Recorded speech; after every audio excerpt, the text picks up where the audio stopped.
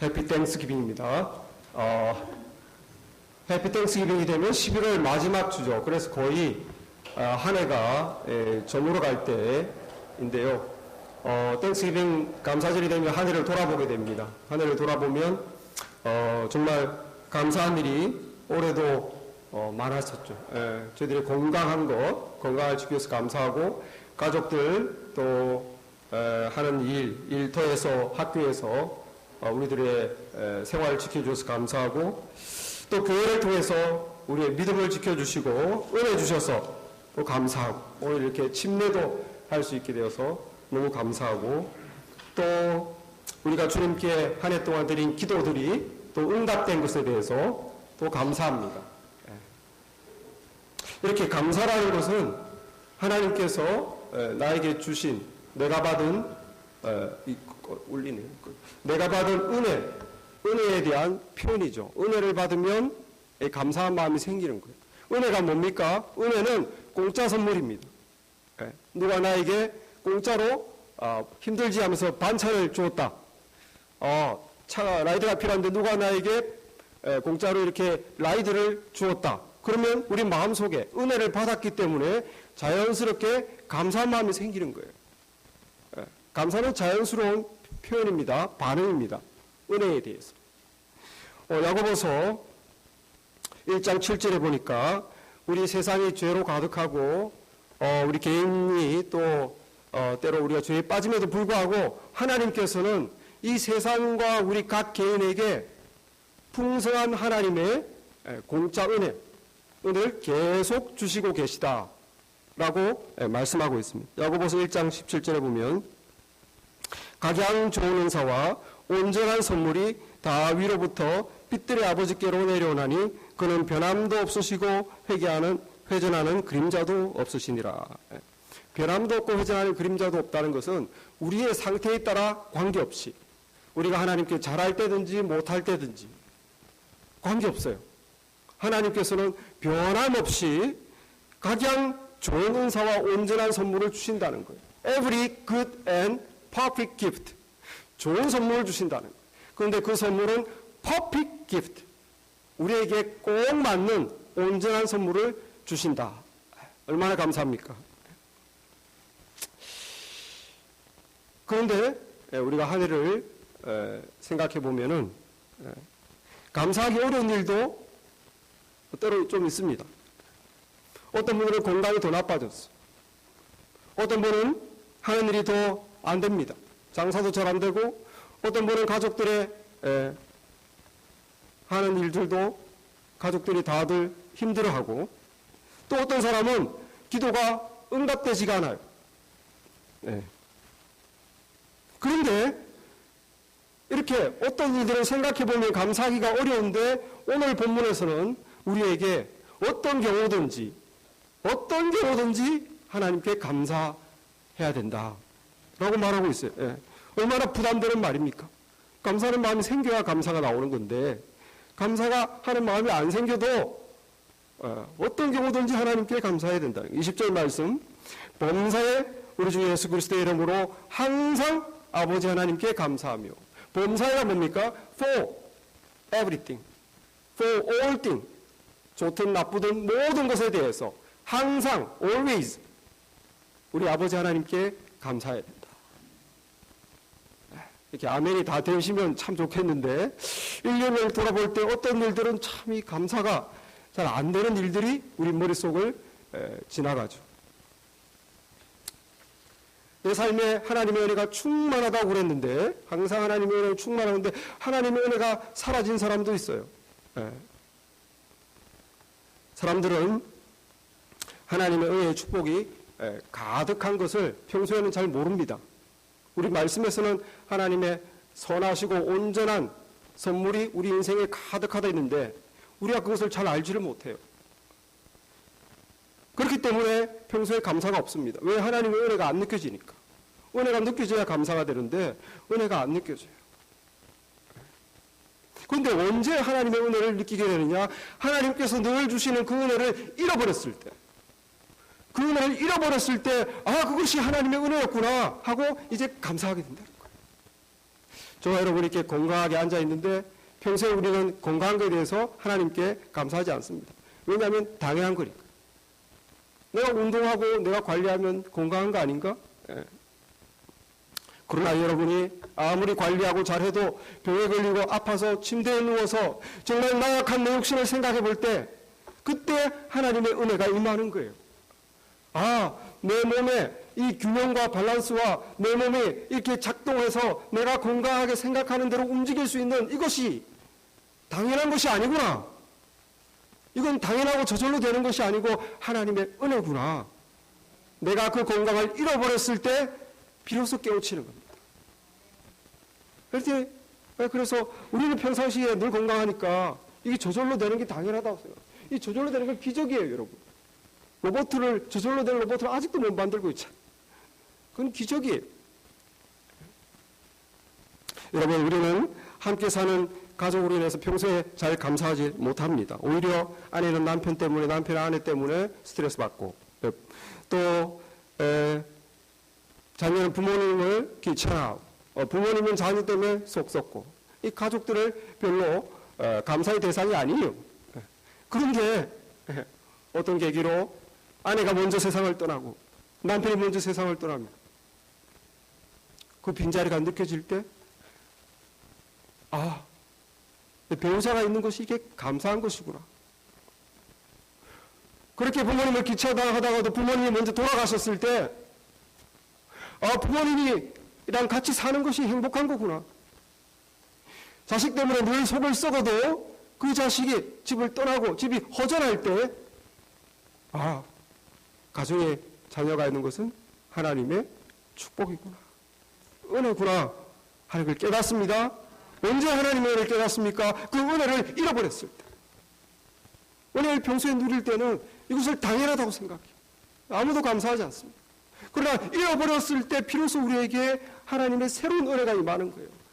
그것은 당연한 것이 아니고 하나님의 은혜다. 선물이다. 어떤 사람들은 내가 이렇게 늘 일을 해야 되는가? 일을 해야만 먹고 사는구나. 지긋지긋한 일 좀 안 했으면 좋겠다. 그 일 때문에 불평하죠.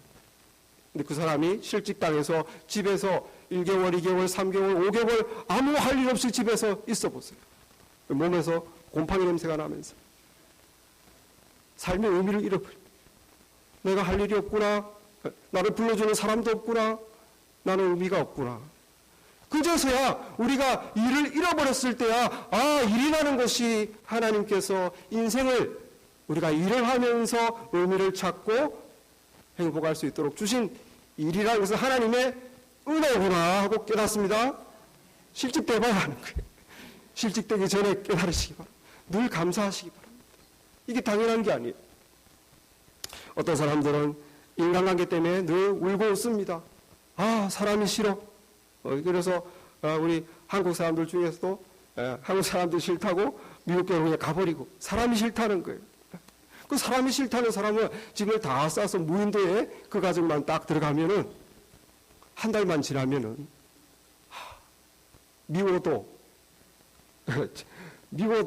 그 사람을, 저 사람이 나를 알아보고 내가 저 사람을 알아보는 그런 인간관계가 내 삶을 풍요롭게 하는데 꼭 필요한 것이구나 하늘 그때 깨닫는 거예요. 그러므로 우리가 평소에는 하나님의 은혜를 모르다가도 건강과 가족과 내 하는 일과 그리고 모든 인간관계 그리고 주님의 교회 감사하지 않습니다. 그러나 언제 감사합니까? 잃어버렸을 때, 그리고 잃어버렸을 때 그때 하나님의 은혜를 깨닫는 거예요. 하나님의 온전한 선물이 온 것입니다. 온전한 선물이 뭡니까? 깨닫는 거. 내가 잃어버렸을 때 또 하나님의 은혜가 임하는데 그것은 비로소 내가 그것이 하나님의 은혜를 알고 감사하는 사람이 되는 것. 그러므로 여러분의 1년 동안에 혹시 어떤 하나님의 은혜를 잃어버려서 건강도 잃어버리고 일도 잠시 잃어버리고 관계도 안 좋아지고 그랬다면 여러분 거기에서도 하나님의 은혜가 있습니다. 아, 이 내 삶을 둘러싸는 모든 삶의 환경들이 하나님의 은혜로 가득 차 있었구나. 우리에게 깨우침을 주는 새로운 은혜가 임하는 거예요. perfect gift, perfect gift, 온전한 은혜. 한 집사님이 가난에 걸려서 2달밖에 못 산다는 선고를 받았습니다. 이 사람이 충격 속에서 헤매다가 나머지 2달을 의미 있게 보내야 되겠다. 그래서 이렇게 살기로 결정했어요. 첫째, 내가 그동안 너무 인색하게 나와 내 자신만을 위해서 돈을 썼다. 지금부터라도 내가 하나님의 기뻐하시는 뜻대로 내가 선교사도 도와야 했을 때 못 도왔고 교회 건축에도 내가 모른 척했고 도움의 요청이 왔을 때도 늘 회피했다. 이제는 내가 천국 가면 하나님을 뵐 터인데 이제라도 내가 하나님 기뻐하시는 것에 내가 할 수 있는 내 돈을 쓰자 결심했어요. 둘째는 자식들을 위해서 자식들에게 줄 유언을 쓰자. 유언을 썼어요. 셋째, 내가 그리스도인으로 한평생 예수를 믿었는데 성경을 한 번도 완독을 못했다. 이제 2달 후면 천국에서 하나님을 뵐 터인데 내가 무슨 말을 하겠는가. 2달 동안 성경을 완전히 완독하자. 그리고 네 번째는 이제 나와 사이가 좋지 못했던 사람, 멀어진 사람, 다퉜던 사람에게 일일이 전화를 걸고 평안한 마음으로 하나님께 가자. 그 이분이 이렇게 4가지를 결심하고 출신에 옮겼어요. 시간이 흘러서 2달이 지났습니다. 아무 일이 안 생겼어요. 1년이 지났습니다. 아무 일이 안 생겼어요. 할렐루야. 이렇게 마음을 고쳐먹고 올바르게 실천하며 살았더니만 이제 내 인생 끝나기 전에 내가 바로 살자라고 깨달음대로 살았더니만 하나님께서 생명을 영광시켜 준 거예요. 저절로 고쳐졌다는 글을 봤습니다. 그가 그의 생명을 잃게 되었을 때, 건강을 잃게 되었을 때 새로운 하나님의 은혜가 그에게 임하는 거예요. 그것은 뭡니까? 그것을 잃게 되었기 때문에 자기를 돌아본 거예요. 내가 너무 나만을 위한 사람이었구나. 너무 내가 교만한 사람이었구나. 그래서 남과 늘 다투고 너무 나만을 위한 인색한 사람이었다. 자기를 돌아보게 되고 오히려 하나님의 온전하신 선물, 퍼펙트 기프트를 받은 거예요. 저와 여러분에게도 우리 삶에 어떤 하나님의 은혜를 잃어버렸을 때 그때도 우리는 하나님께 감사할 수 있습니다. 왜 그렇습니까? 내가 잃어버린 그 하나님의 은혜 때문에 나는 깨닫는 거예요. 그때 우리가 우리 모습을 바라봅니다. 내가 이렇게 살았구나. 내가 너무 교만하고 나 중심적이고 인색한 사람이었구나. 하나님의 은혜를 잃어버렸을 때 그때 하나님께서는 우리에게 새로운 은혜를 또 부어주십니다. 그러므로 우리가 감사할 수 있습니다. 하나님의 은혜를 잃어버려도 감사할 수 있어요. 새로운 은혜가 오시기 때문에. 한 해 동안 여러분 어떤 고통과 괴로운 일이 있었습니까? 때로는 우리의 괴로움은 우리 잘못 때문에 오는 거예요. 그건 하나님 잘못이 아닙니다. 내가 죄를 지었기 때문에 죄는 반드시 내 삶에 고통을 가져오는 거예요. 그러나 내 삶에 고통이 오는 그 고통도 하나님의 은혜입니다. 고통도 하나님의 은혜예요. 우리가 몸에 병이 걸리고 몸이 안 좋으면 몸이 아픕니다. 고통이 찾아와요. 몸에 고통이 오면 어떻게 됩니까? 내가 병원에 가야 되겠다. 의사를 만나야 되겠다. 치료를 받아야 되겠다. 생각을 하게 되고 내가 치료를 받게 돼요. 그래서 내가 결국에는 회복됩니다. 무엇 때문에? 고통 때문에. 하나님께서는 때로 우리 인생에 고통을 허락하세요. 그런데 그 고통 때문에 우리는 우리 자신을 보게 되는 거예요. 그 괴로움 때문에 내가 회개하게 됩니다. 내가 이것을 잘못했구나. 그것은 내 잘못이구나. 하나님께서 이것을 깨우쳐 주시는구나. 그 고통이 나로 하여금 회개하는 내가 결국 하나님의 은혜 아래서 다시 회복되는 줄 믿습니다. 그러므로 여러분, 어떤 일들은 1년, 금년 안에 내 삶의 괴로움이었다. 그런데 생각해보니까 내 잘못 때문이었다라고 깨우침이 온다면, 내 잘못 때문에 내가 어려웠다면 그 고통은 나를 회개하고 또 회복시키는 하나님의 은혜가 되는 줄 믿으시기 바랍니다. 그리고 고통도 나를 더 온전하게 하는 그 하나님의 선물에 포함된 거예요.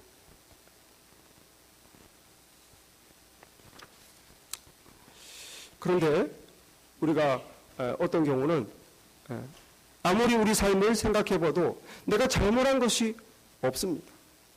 내가 하나님께도 잘못한 것이 없고 사람들에게도 잘못한 것이 없는데, 그런데 계속 내게 어려운 고난이 계속되고 있는 경우가 있어요.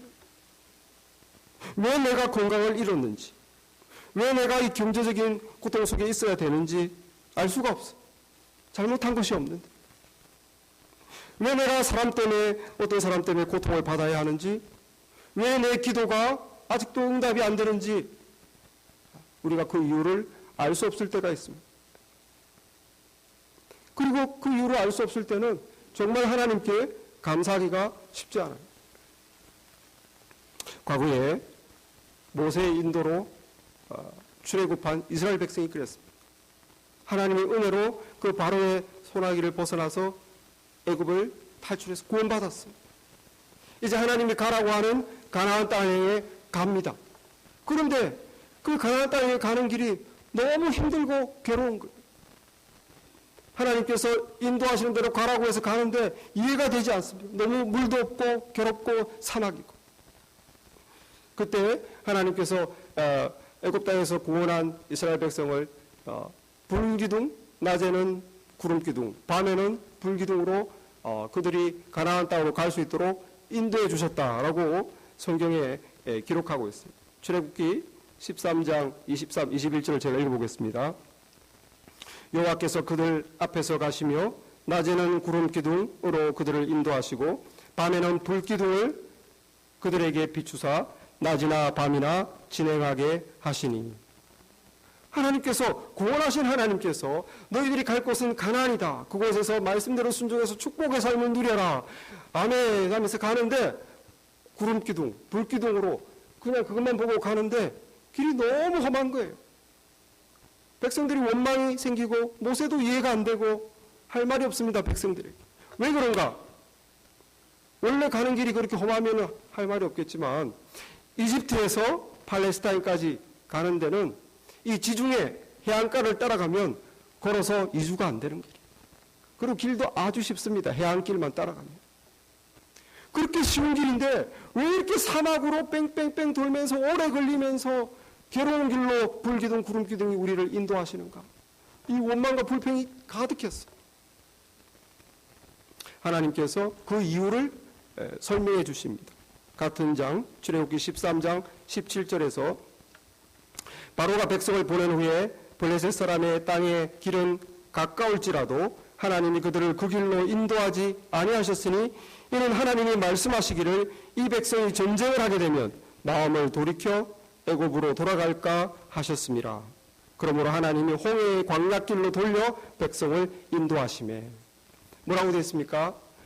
그 애굽에서 팔레스타인으로 가는 그 길이 너무 쉽고 해안길이고 좋지만 그것에는 팔레스타인 사람, 블레셋 사람이 있다는 거예요.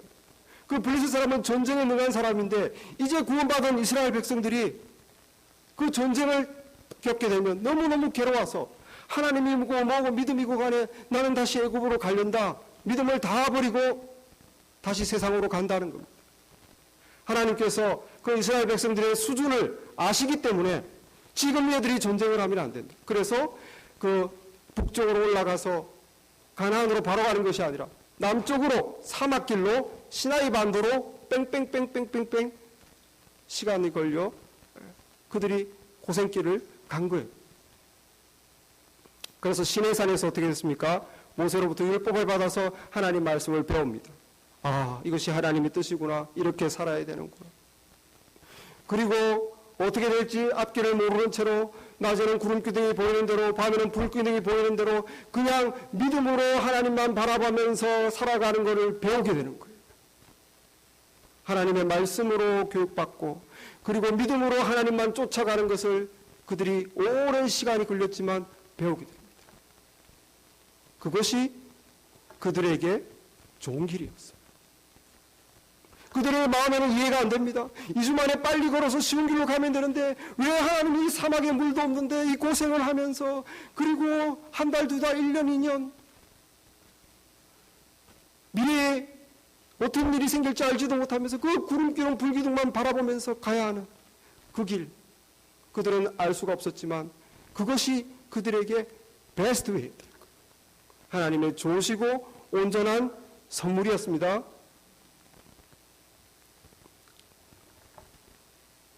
저와 여러분이 한 해를 돌이켜볼 때 이해가 안 되는 것이 있어요. 왜 내게 이 고난이 계속되는가? 내가 잘못한 것도 없고 하나님께 간절히 기도하는데도 이 기도가 빨리 응답되지 않고 왜 내가 계속 이 고난에 있어야 하는가? 하나님은 왜 빨리 응답을 주지 않는가? 왜 내 인생이 내가 원하는 대로 빨리 열리지 않는가? 우리는 조바심이 나고 하나님께 원망이 생기고 불평이 생깁니다. 그러나 여러분, 전지전능하신 하나님께서 우리가 가야 할 가장 좋은 길을 아신다는 사실을 믿으시기 바랍니다. 그리고 하나님께서는 가장 좋은 길로 우리를 인도하시는 사랑의 아버지 하나님입니다.